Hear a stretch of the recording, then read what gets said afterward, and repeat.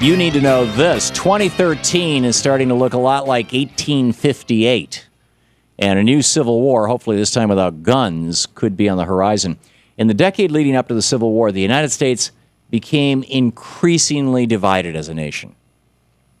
I mean, you had the northern states, New York, Pennsylvania, Massachusetts. They were going through this explosion of industrialization back then. And the southern states were still agricultural, plantation states. And while the pre-Civil War northern economy was based on free wage labor, the southern economy depended on slavery. Looked more like a feudal empire than a democratic republic.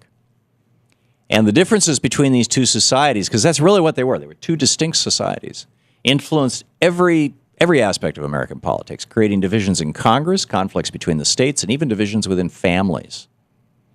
And the pressure of all that eventually led to the secession of most of the South from the Union in the bloodiest conflict in American history.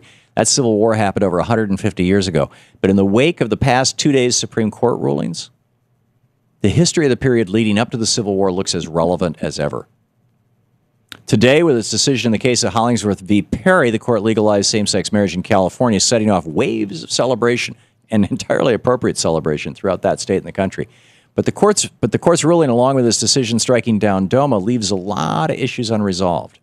In deciding Hollingsworth v. Perry, the court did not issue a broad ruling legitimizing gay marriage throughout the country. It simply reconfirmed an existing lower court decision that struck down California's 2008 voter-approved ban on same-sex marriage. That means that while Californians are now free to marry whoever they want, gay and lesbian residents of red states like Mississippi and Alabama are going to have to wait until their states pass marriage equality laws.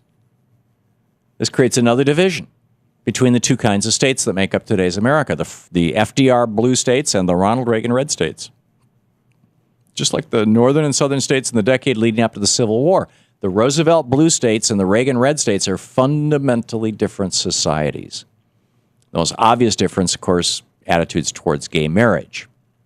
If you compare a map of states that allow some sort of protections for gay couples with a map of last fall's presidential election results, they line up pretty closely. There are a few outliers, liars.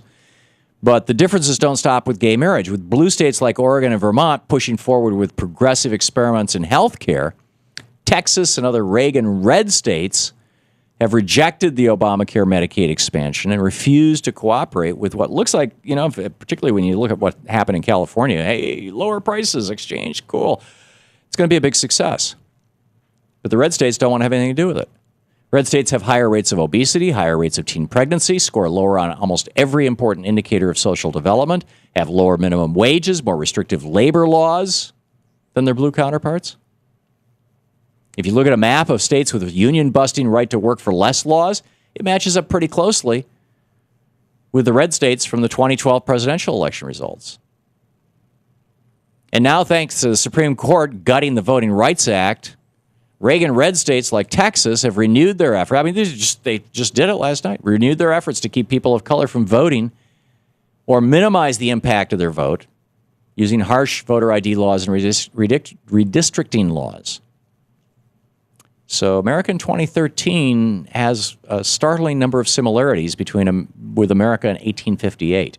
We have two separate sets of states, blue states modeled after the social and economically progressive New Deal, and red states following in lockstep with the help the rich, screw the poor policies of the Reagan Revolution. And far from uniting the country under one set of policies or principles, I think the court's decisions on voting rights acts and same-sex marriage, these two, take them both, this is the last 2 days. These two are going to intensify the differences and push red and blue states even further in very different paths. So what happens next? Don't know. But as Abraham Lincoln said back in 1858 on the eve of the Civil War, a house divided against itself cannot stand.